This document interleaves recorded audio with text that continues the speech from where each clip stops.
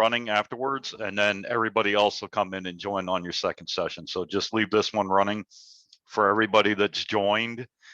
When they go to their second session, they'll follow a link to go to the second session, but you'll stay right here. Okay, thank you. Okay,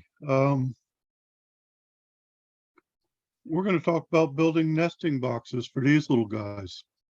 The bluebirds they're really pretty interesting animals. They, like some other animals I've studied in my ecology studies, they exhibit a behavior called switching in their diet. They eat insects during the warm weather, and they eat berries during the cold weather. So during warm weather, when there's lots of insects out, it's good for us to have bluebirds around because they help keep down some of the biting insects.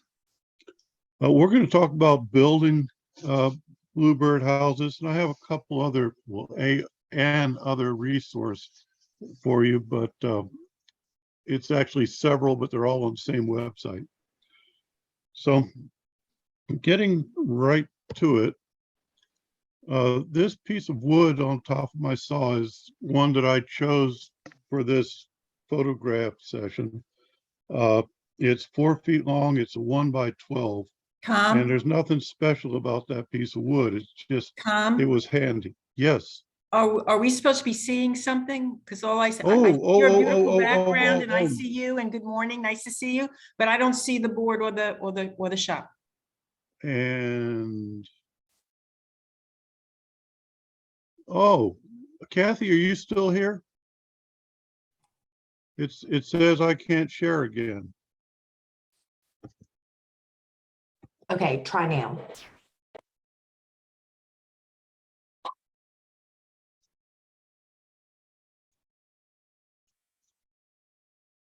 You should be able to. All right.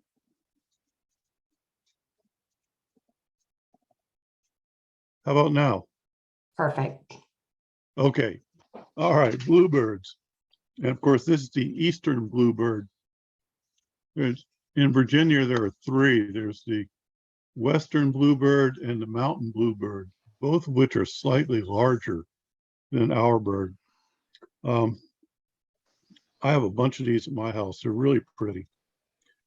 They're often confused with an indigo bunting, which is a bright blue bird that's somewhat larger than this. Anyway, now my computer's not responding. You know what I'm going to have to do? I'm going to have to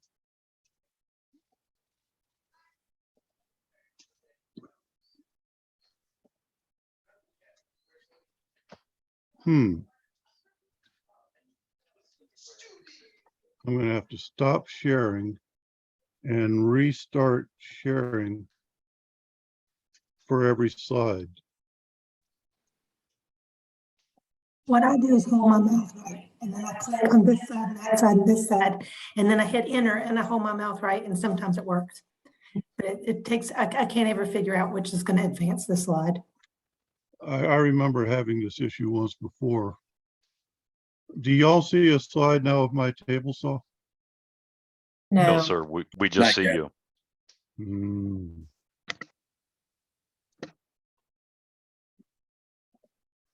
somehow, how There we now? go. Okay, yeah, See your I'm saw. gonna have to close out and reopen all, oh, gee whiz, 20 or 30 slides. Anyway, this is a piece of 1x12 from Lowe's, and it's 4 feet long. And you'll also notice that my personal protective gear is over here on this, on top of the saw. And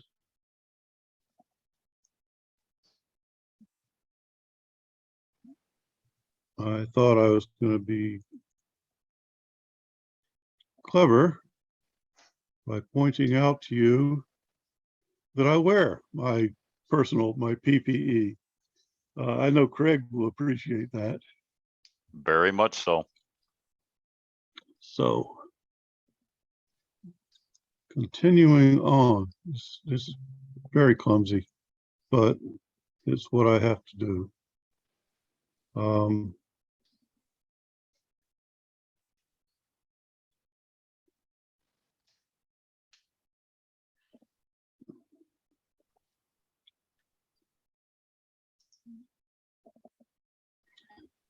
First thing that, oh, and I was going to say that there's nothing special about this board. Any piece of wood you can get your hands on. The minimum width is going to be 4 inches, but you're going to need a couple of wider boards. But the one is most likely to get in trouble is this one that I'm cutting off at the end right here. You need a piece of wood wide enough to make the roof, which I'll say more about as we go along. And I also wanted to point out that although I'm using a table saw, this can be done with nothing but a hand saw and a hammer and nails and a tube of glue, or a handheld circular saw, a band saw, but at the very least, a hand saw. That piece that I cut off at the end of the board, I trimmed to 7.5 inches wide. It's 8 inches long.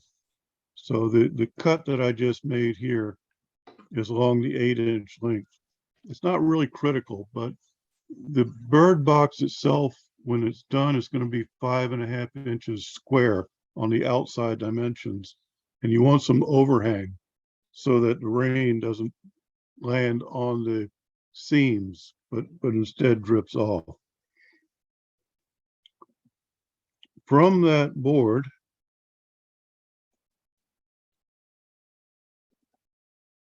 I'm going to make 2 more cuts.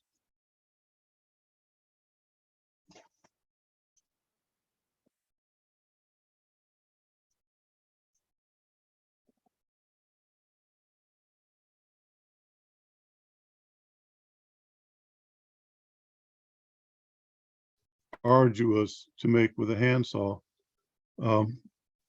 If anybody really wants to build some of these and you don't feel like making this 3-foot long cuts, I'll be happy to do it for you.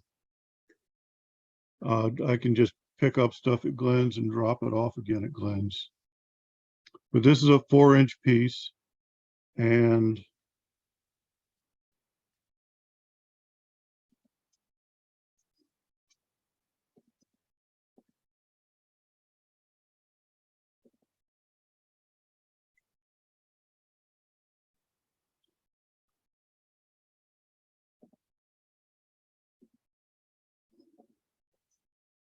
come on, computer.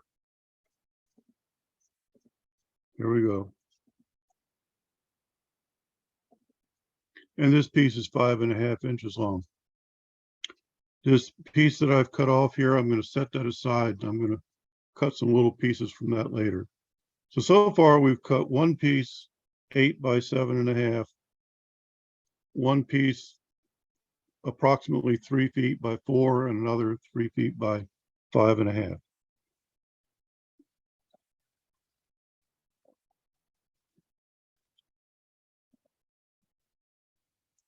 That piece is 4 inches wide.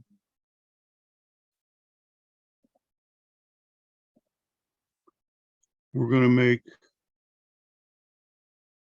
an angled cut. So from one end, along one edge, we'll measure 13 inches. And along the other edge, from that same end, along the other edge, measure 11 inches.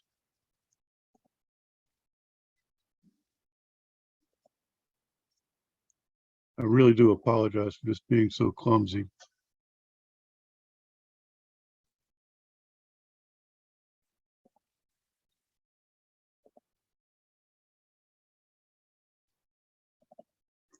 and then connect the lines, the dots, I mean, so that we have this angle to saw by.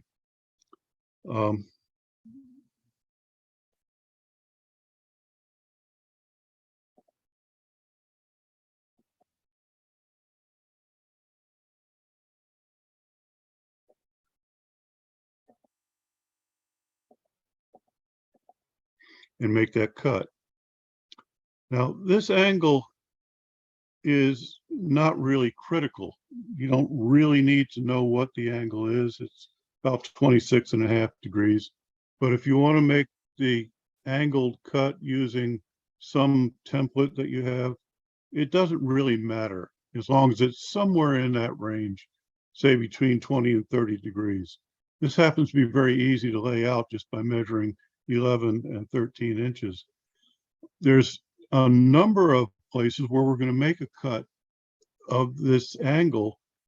And what is important is that they all be the same. But that's really easy to do. With the table saw, I have the capability to set up the saw in a couple of different ways to make angled cuts. But if you're working with a hand saw, for one thing, if you're working with a table saw and you don't have a good angle cutting capability, you can use the cut that you just made to set the angle on the blade. Also, if you're using a hand saw,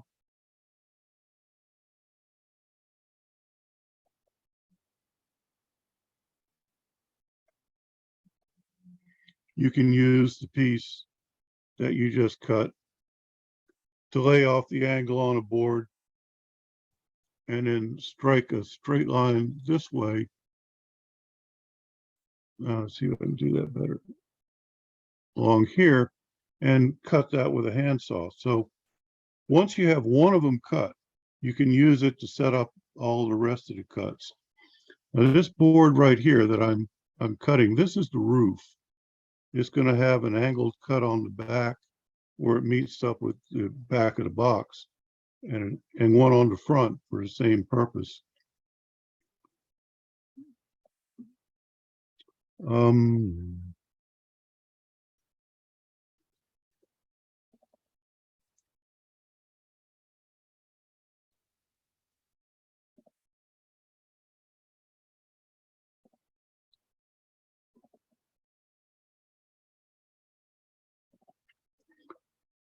Okay, back to that 4.5 inch piece. The other end from here has been cut at an angle. We'll take the shorter board, and that's the one that measures 11 on one edge and 13 on the other edge, and set it on top of the longer board and use it for a guide to make a mark. We're going to cut this mark. This piece here is a little bit longer than 4 inches. We're going to trim it down later. That's going to be the bottom of the bird box. And these two pieces, the longer two, are going to be the sides. And let me see if I can streamline this just a little bit.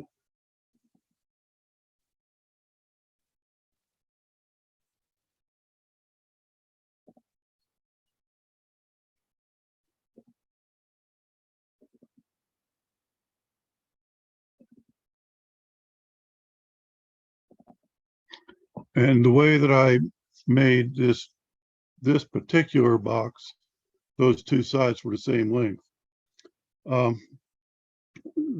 I've been building a bunch of these here this winter, and this was an early one. I've been looking for ways to make the interior accessible. If the birds nest in your box, that'll be in the spring and into the summer. In the fall, you'll need to clean that box out, and you need somehow to get in there. When I built this one, I initially made the roof removable, and it was really kind of clumsy. You have to take the box down, turn it upside down, and hose it out. And I'll show you a couple other ways that I attempted to make the interior accessible. but I'll show you one way that worked really well. And that's what I use for all of them now. And in that method, these two top edges do not match up. One of them is a 1/4 inch shorter than the other.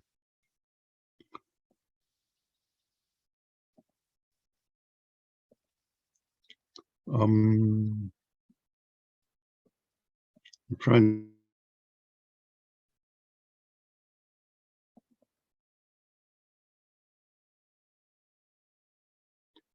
Tell me, did that slide change for you guys? No, sir, it did not. Okay. I'm still trying to figure out how I can streamline this process a little bit.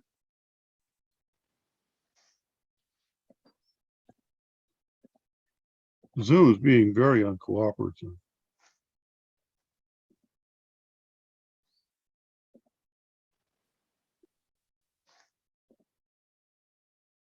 I'm unable to get Zoom back now.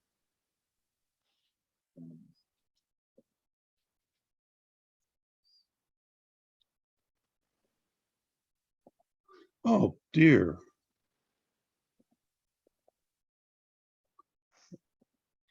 I really don't know what's going on. Zoom won't respond to me.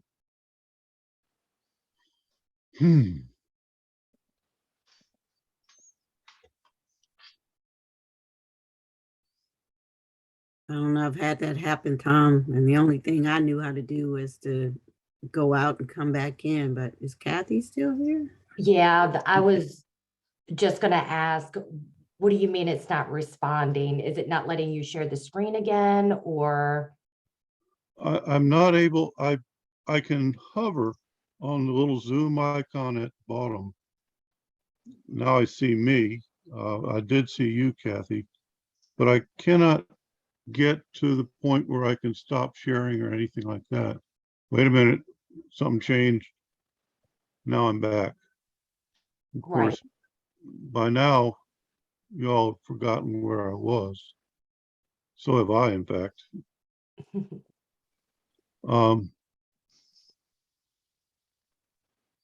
I know sometimes it's difficult when you're working just off one screen and not dual monitors, going back and forth. You're not sharing anything right now. You're still in Zoom. Now you're sharing. Oh, No, I just closed it out because I'm now somewhat lost. You were talking about the two sides, one being 1/4 inch longer than the other one, and the bottoms, how you were going to modify the bottoms to make them easily accessible.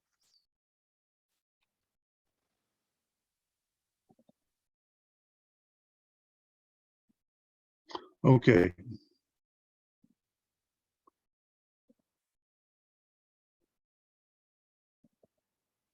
This board right here is the 5.5 inch board. The front and back will come from these two pieces. And this is again cut at that same angle as that I showed you earlier.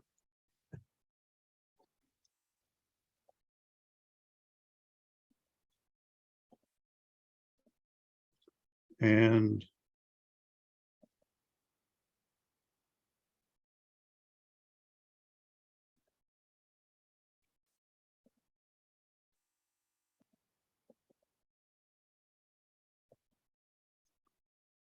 here it is again. I had planned on being able to click through these very quickly and easily. And I had forgotten how particular Zoom can be. If I get 5 minutes before the next session, I'm going to real quick stuff. No, that won't work either. It's going to say stuff them into a PowerPoint. But I think PowerPoint does the same thing. PowerPoint is fairly easy to navigate. You can just click on the screen and it'll advance each one of your screens. Well, then I'll try to find time to do that. Now it's not letting me back into. There we go. Okay, we cut that one board, the 5.5-inch board, approximately in half, but with one side longer than the other. Actually not. This board here is one of the sides, and the other end of this side is at an angle this way, and this front board is at the same angle, and those are lined up. And I made a mark across, I'll stop it.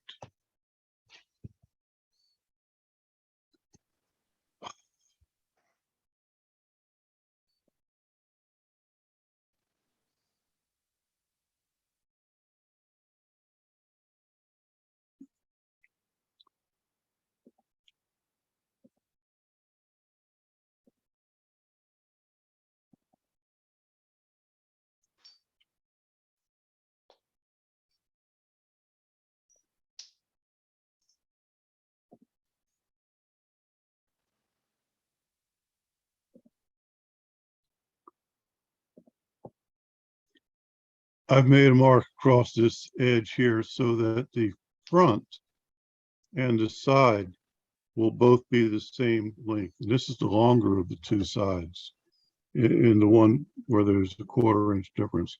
This piece that the square is lying on is just cut off.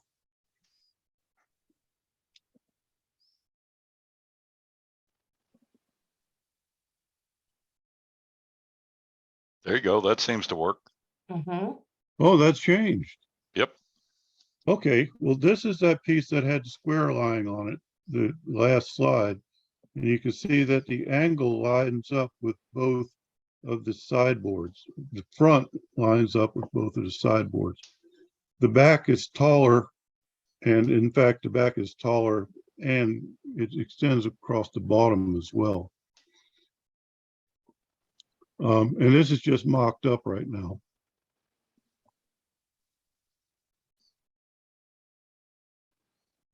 Did I change slides again? It did perfectly. Wonderful. Okay, now I've laid the top and the sides and the front and the back together. I put a clamp on them to hold them in place. There's very little that's critical about the dimensions of these boxes. One of them that is critical is the diameter of the entrance hole. It should be 1.5 inches. If it's any smaller, bluebirds can't get in it. And if it's any larger, even a little bit larger, more than 1/16 of an inch larger, other predatory birds will be able to get in and they'll eat the eggs for the little baby birds. So the 1.5 inch dimension of the entrance hole is critical. I want the hole to be located as near to the roof as possible so that the rain won't go in. So what I've done is I've taken a piece of 3/4 to give me something to make a mark that's 3/4 of an inch down from this bottom edge of the roof.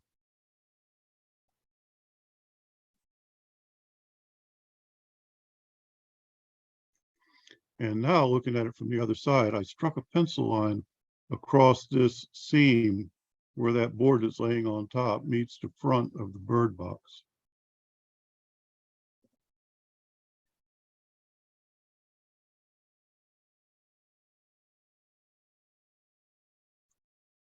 One of my slides is missing. So let me just go back to this one. I had another slide showing that mark, but all I did was I measured halfway from one edge to in the middle of the front and made a cross mark.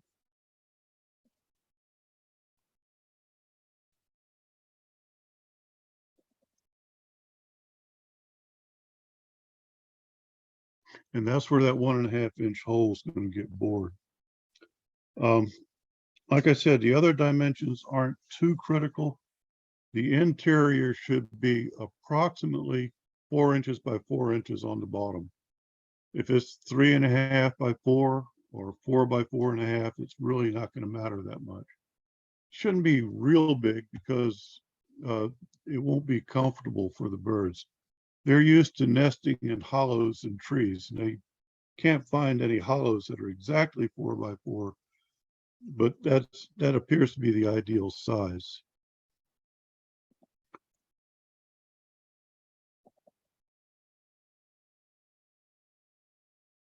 Now that little piece that we cut off of the sideboard that was more or less 4 inches by 4 inches, I've trimmed that to a little under 4, maybe 3 15/16, and then cut the 4 corners off of it.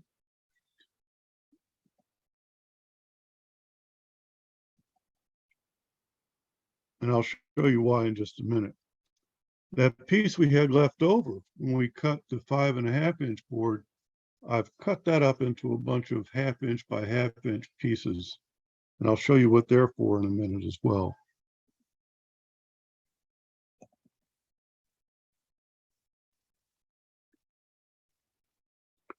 Those pieces are laid out.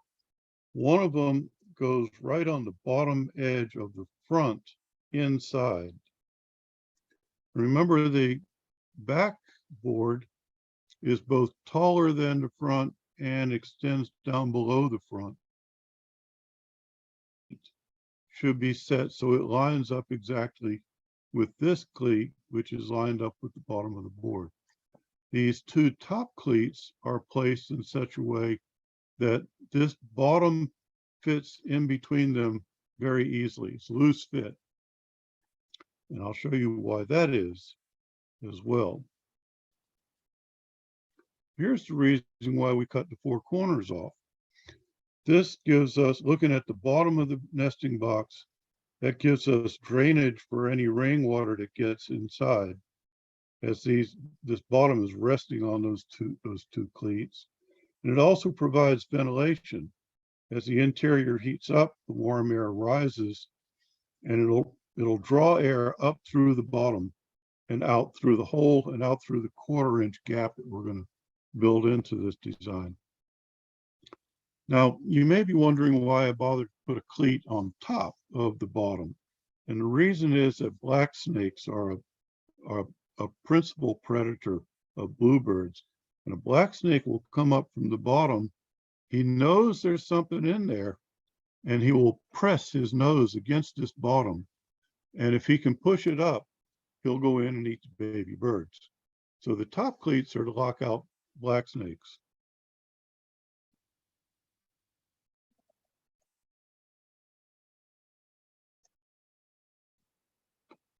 Okay, one of the ways that I thought I could disassemble this after I decided taking the roof off wasn't practical was to use screws. And here I used pocket hole screws, and they secure this left side. The right side is nailed and glued onto the back, and the front is nailed and glued onto the right side. Wood expands and contracts, and a board this wide will expand and contract up to about 1/8 of an inch.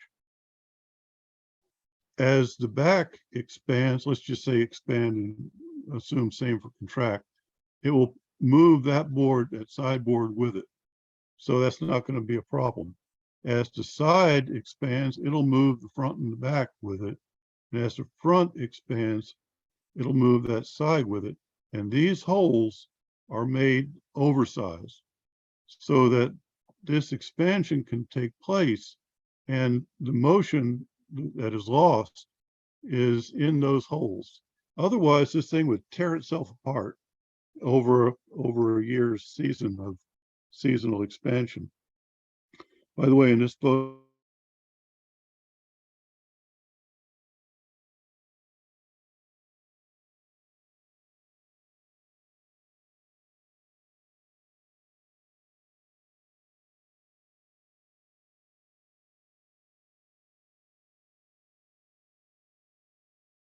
and put a screw in it. Anyway, I ultimately decided I don't like this design either, although I've made several like this.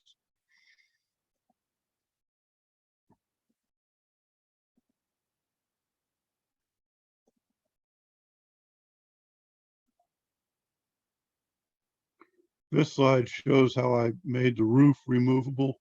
This was the worst idea of the one. And this one is the best coming up.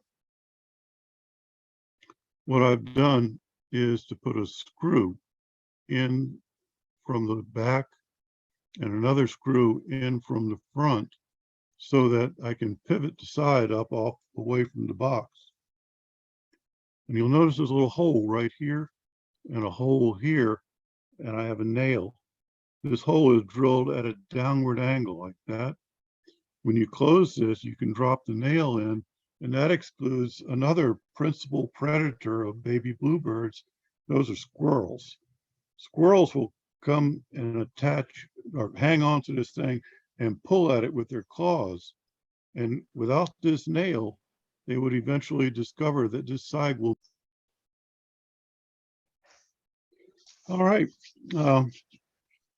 we're going to build a nesting box for the eastern bluebird, which is the bluebird we have here. It's the one of the three Virginia bluebirds, the other two being the mountain and the western bluebirds.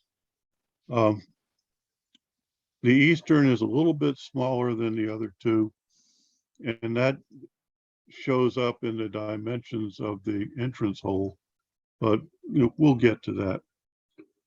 For the purpose of these photographs, I picked a board out of my supply, which happens to be a 1x12 that's 4 feet long.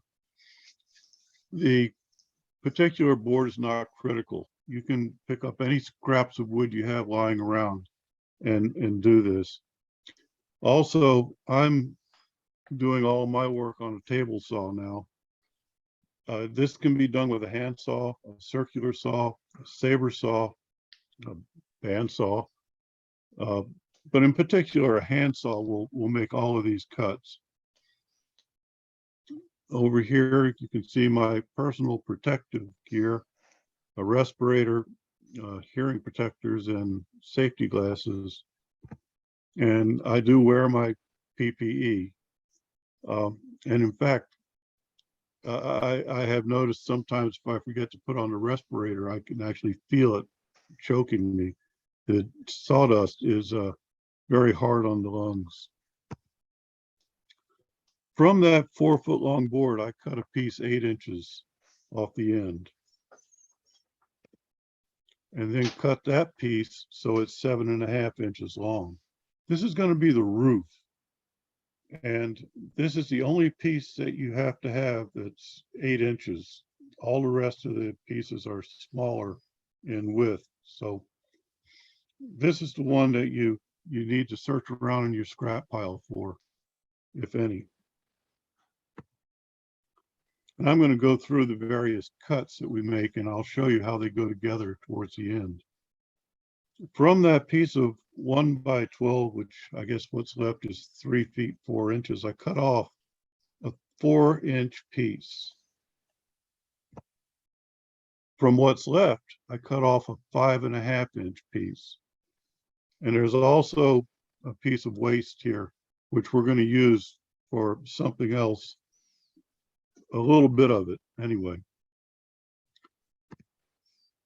That 4-inch piece has to be cut at an angle. And to get that angle, and the angle's not really critical, anything from 20 to 30 degrees. The one I'm using is actually 26.5 degrees, but it's not critical. From the edge along the edge of the board, from one end, I measured 13 inches. Along the other edge, 11 inches. And then connect the dots. And then make that cut. Now, either one of these two pieces here can be used to set up the angles for all the rest of the angled cuts. There are several angled cuts, but they're all the same angle. So if you happen to cut yours and it turned out to be 24 degrees, just use one of your cuts here to set up the others. Like so, if you're using a table saw, you can just put it on the table and set the blade so it matches the cut that you made previously. If you're using a handsaw, and this right here is the front of the, no, it's the roof. The front, the back, and the roof all get the same cut, so it doesn't matter which one this is. But I mark this cut, and then I can take a straight edge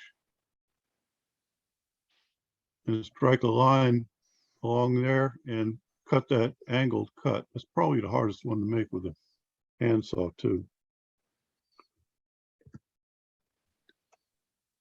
The two pieces that we cut at an angle originally are a 4-inch wide piece, and one of them is longer than the other. We take the shorter one and lay it on top with the angles matched up and strike a line and cut that to cut them off so that these two are the same length, which I'm going to change later. This piece here, though, is useful. It's going to be used later, and I'll show you later. Like I said, I cut these two at the same length, but that was because I was still searching about for a method to gain access to the interior of the completed bird box. And originally I thought I was going to be taking the roof off and then take the box down and turn it upside down and hose it off, because these things have to be cleaned out at the end of the nesting season. So, but I didn't like this too much. I'll show you what I've done instead. These are the front and the back of the bird box cut at that same angle. One of them is longer than the other. The back is about 5 inches longer than the front. And and the front is a little bit longer than the sides because, they're cut at that angle, because we're going to take the side and lay it on the front so that the angles over here match up with each other, and then strike a line across the front and cut it off. So now the front matches up with the side in length. And you can see that here, these sides at an angle match up with that angle we had cut on the front. The angle is also on the back up here. Like I said, I'm going to change that. But before I do, I'm going to make the entrance hole. So I put everything together, the front, the side, the back, the roof, just laying on here. I put a clamp on them to hold them so I could take a photograph, and take any piece of 3/4 inch board and lay it across the front and lean it against the bottom edge of the roof, and then strike a line on this side. Measure to the center of that line. Oh, the photograph came back. Just strike this line right here, measure to the center of it right here, make a mark there, and that's where the hole is going to be for the entrance. And it's positioned so that the top edge of the hole is even with the bottom edge of the roof. And that's just so that the rain will fall without going in the entrance hole. Notice we've got overlap on both sides. There's overlap on the front as well. That piece that we cut off of this sideboard, I'm going to trim that to slightly less than 4 inches in all 4 dimensions and cut the 4 corners off. That piece that we cut off of when we made the 5.5 inch board, we'll cut that up into these cleats. The cleats are for putting the bottom in the nesting box. One of them gets nailed and glued to the inside of the front, which I haven't bored the hole in it yet. And it's lined up with the bottom edge of the front. The bottom cleat on the inside of the back lines up with this cleat. Because remember, this board is longer. It's both taller and extends down below the front. So this one has to be lined up with this one. These two are set so that this bottom board will drop in here edgewise and be a sloppy fit, a loose fit. The reason the corners are cut off is to allow drainage for any rainwater that should get in. And equally important, it allows ventilation from the bottom up. The air inside will heat up during the day and rise and will draw cooler air from the bottom.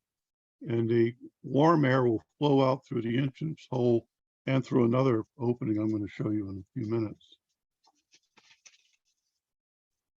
Now, I said that I originally tried doing this with disassembled with a roof that I could take off, and I didn't like that. So the next thing I tried was screwing one side onto the back and screwing the front onto that side with oversized holes for the screws so that there's a little bit of motion in here. The reason for that is that wood is dynamic and it expands and contracts with high humidity, low humidity. And as this back expands, it'll take this side with it. The side is nailed and glued to the back. The front is nailed and glued to the side. So when the side expands, it will take the front with it. It won't tear itself apart. These two edges are not glued, but these screws go through holes that are oversized so that as the front and the back expand, they can move the screws in these oversized holes. And that way this thing doesn't tear itself apart. Down here at the bottom, you can see why that cleat had to be located up from the bottom edge. And the attachment to wherever you mount this is going to be done with this overlong top and bottom. Most of the ones I put up go on fence poles, and I drill a hole in each of these four corners and put zip ties through. Occasionally, I'll put one on a utility pole, and I drill a hole in the center of the top and a hole in the center of the bottom and put a screw in there. Anyway, I didn't like this arrangement too much either. It's too clumsy, but it works. Here's one with the, and here's the solution I came up with that I like the best. This side has one screw in the front and one screw in the back, and they're lined up with each other so that this side can be pivoted out. The bottom of the nesting box lying between these cleats is a loose fit. Once you tilt this up, you can pull that bottom out and just reach in there with a whisk broom and you're done cleaning. And then push the side back in place. Notice there's a hole here, and this hole is drilled at a downward angle so that a nail can be slipped in. It's a slip fit through here and into here. And the reason for that is that squirrels will they'll pull at things and they'll try to find a way in. And if it weren't for that nail, they would pull that side up and they would eat the eggs or the baby birds. You might wonder, since the nest is sitting on the bottom, that's resting on these bottom cleats, why did I bother to put this top cleat in, front and back? There's also predation prevention. Black snakes, in particular black snakes, but some other snakes as well, will try to find a way in. If they get up to the hole, there's nothing we can do about it. But the first thing they'll do is try to push with their nose against the bottom of the bird box, and this upper cleat prevents them from being able to lift it out of the way.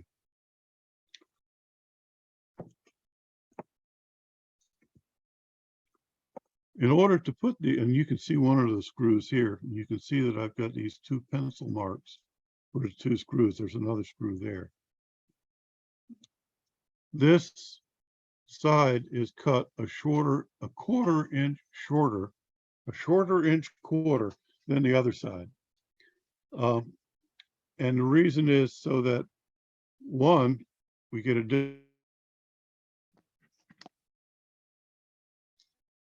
we wouldn't be able to pivot this side up out of the way. It would interfere.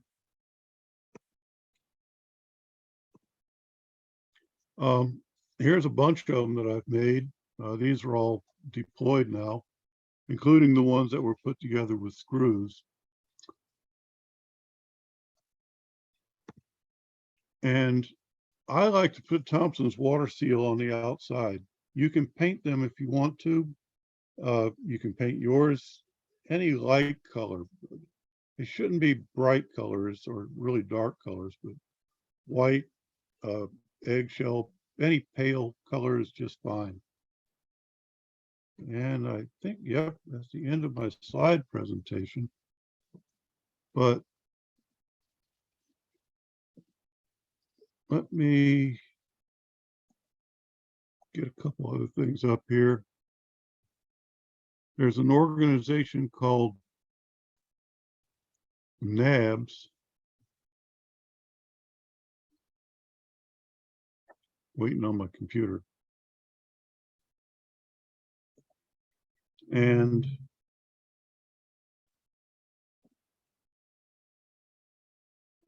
among other things, they have plans for making bluebird boxes. Mine are somewhat modified from the plans, but the basic dimensions are the same.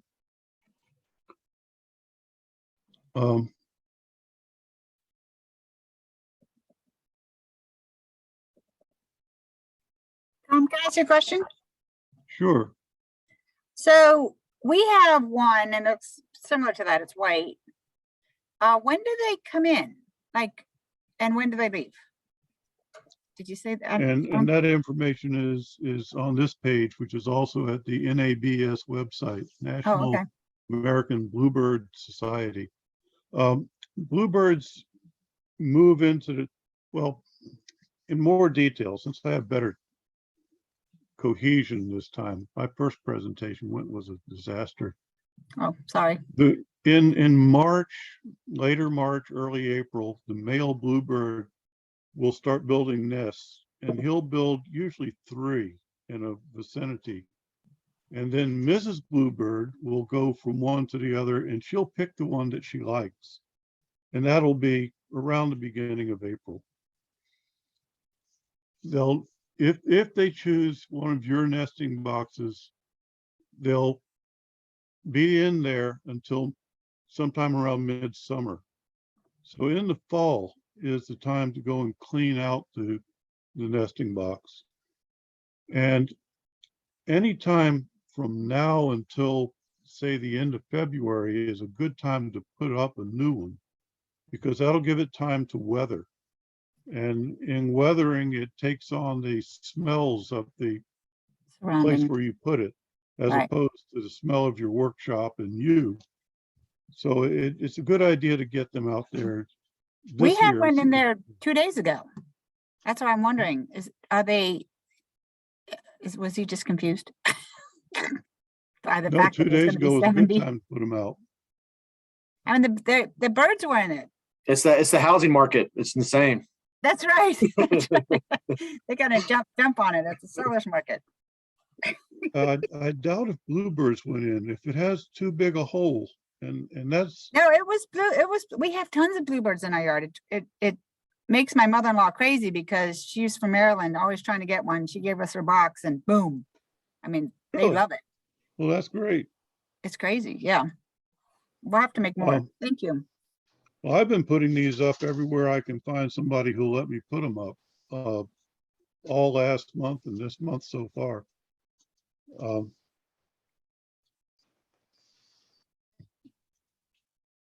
Anyway, these, oh, I don't think I mentioned that the hole here.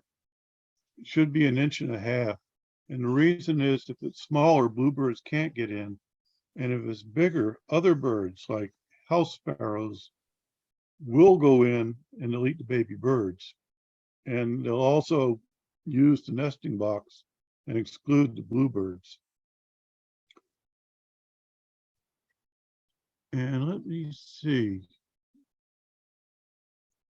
Don't have the website, but if you were to do a web search on NABS space bluebird, I'm absolutely certain that'll get you there right away. In fact, let me just try it real quick if I can.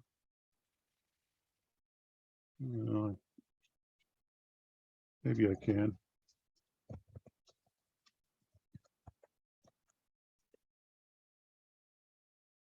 Yes, that web search will take you to North American Bluebird Society as the top find. And the URL is in fact nabluebirdsociety.org.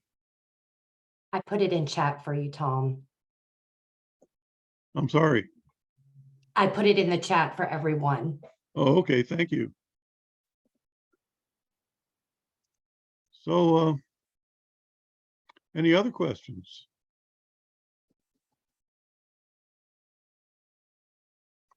Anybody, anywhere? Let's see, the first presentation I ran over, didn't finish, and this time I ran under. And I've got time on my hands. It ran much smoother the second time. So I have a Yes. question on, Yes. it looked like you were using #1 pine on the first one, and this one here looks like you're using salt treated. Is there a difference? Well, first of all, treated lumber is frowned upon, and it's not. This is not treated.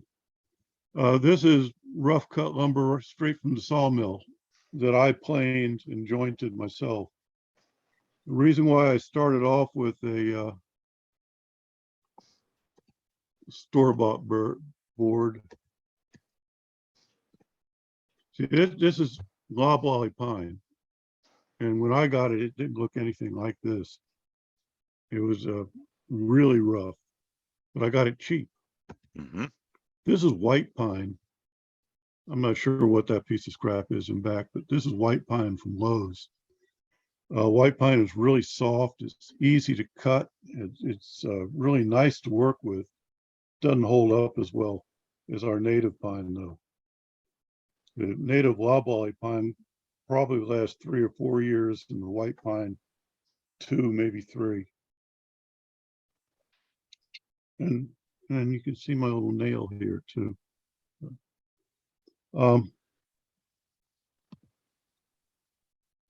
Have you had any issues with weather making the hole swell to the point where you can't pull that nail out? No, because I drilled that hole with a 1/4 inch bit, and the nail is less than 1/8 of an inch in diameter. It's really loose. But a squirrel would have to figure out that he has to lift the nail out first and then pull on that edge. And they don't have that kind of intelligence. They just No, not at randomly all. start plucking at stuff. So, let's see. Are we done at 11:50, Craig? 11:55 is when we transition to back. I will post the link to get back to the main room now into chat. If anyone wants to join on the main room, you can. Well, hang on just a minute. Did my Sure. share change? Yeah, you're still on. But did it change? It now says bluebird and nesting chart. No, I still see the image with the nail. All right, let me get this one. There are a lot of other birds that can be encouraged into nesting boxes, and NABS has a list of them with dimensions to build the boxes. One of them that I'm particularly interested in, there's several here actually, but I don't know where they went.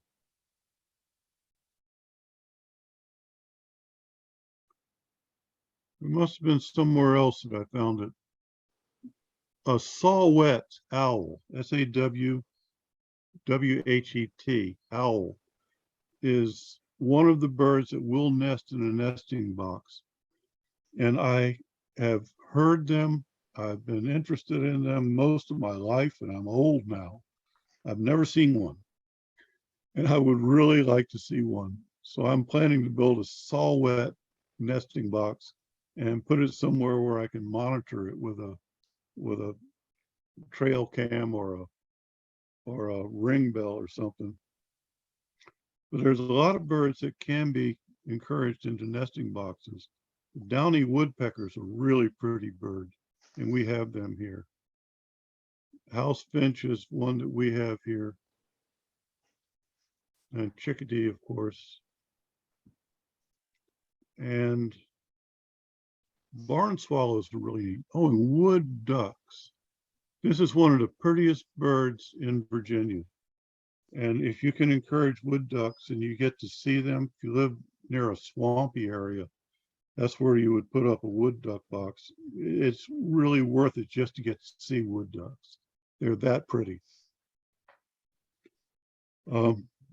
Screech owls, I'm not too sure I want to encourage screech owls here at my house because they're loud.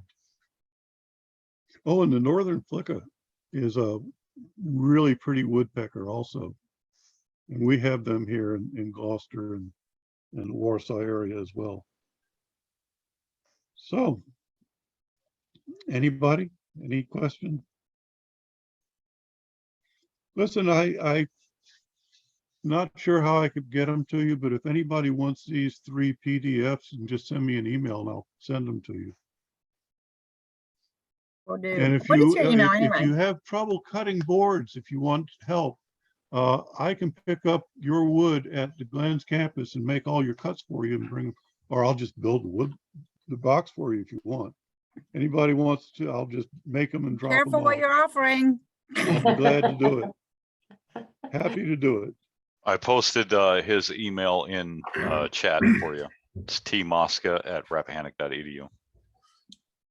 All right. Well, thank you for listening. And I hope somebody gets some bluebirds. And Lisa, I'm surprised and pleased that you're getting bluebirds already.